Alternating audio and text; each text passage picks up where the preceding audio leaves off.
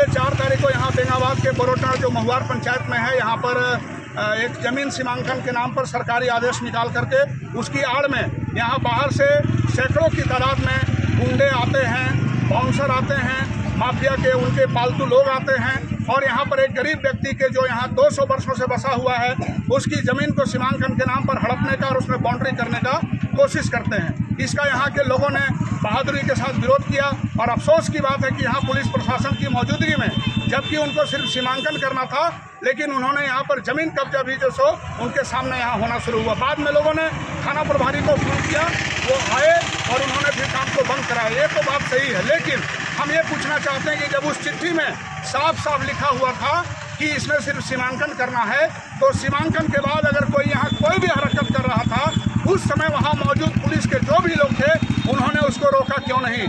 इसका मतलब कहीं न कहीं से साठगांठ हुआ है। दूसरी बात, वो सरकारी अवकाश का दिन था, हमारे सभी लोगों के आदरणीय किशोर गुरु शिबू सोरेन के देहांत के उपरांत राजकीय शोक का वो दिन था। फिर वो राजकीय शोक के दिन वो सीमांकन का चिट्ठी पर अमल करने के लिए प्रशासन के लोग यहाँ कैसे आए, ये भी एक सवाल है। दूसरी बात है, इन्होंने जो चिट्ठी निकाली है उसके पीछे भी कई एक चिट्ठी यहाँ सीमांकन की पड़ी हुई है, उस पर कोई कार्रवाई उस समय के तत्कालीन सीओ, अभी उनका ट्रांसफर शायद हो गया है, तो उन्होंने उन चिट्ठियों पर कोई कार्रवाई नहीं करके इस मामले में सिर्फ कार्रवाई किया। ये सारी चीज़ें बताती हैं कि कहीं न कहीं से भूमाफिया को एक तरह से संरक्षण दिया जा रहा है और इस संरक्षण देने में कुछ सफ़ेद पोश अपने आप को नेता और समाजसेवी कहने वाले लोग भी इसमें शामिल हैं, लेकिन इस साजिश को लोग समझ चुके हैं।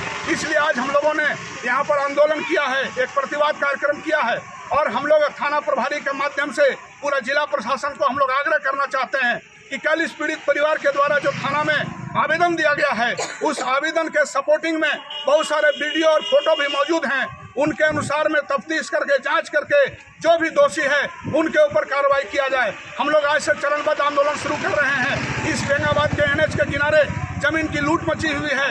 एनएच के किनारे जितने गांव हैं, ऑल इंडिया फॉरवर्ड ब्लॉक सभी गांव में हम लोग अभियान चलाएंगे और यहाँ की जो घटना है, पर्टिकुलर इस घटना के बारे में हम लोग विशेष रूप से जिले के आला अधिकारी जो हमारे पुलिस के हैं, वो हमारे एसपी साहब हैं, एसडीपीओ साहब हैं, अनुमंडल के अधिकारी हैं, हम तमाम लोगों को लिखित में देंगे और ये चरणबद्ध आंदोलन हमारा अभियान के रूप में जारी रहेगा।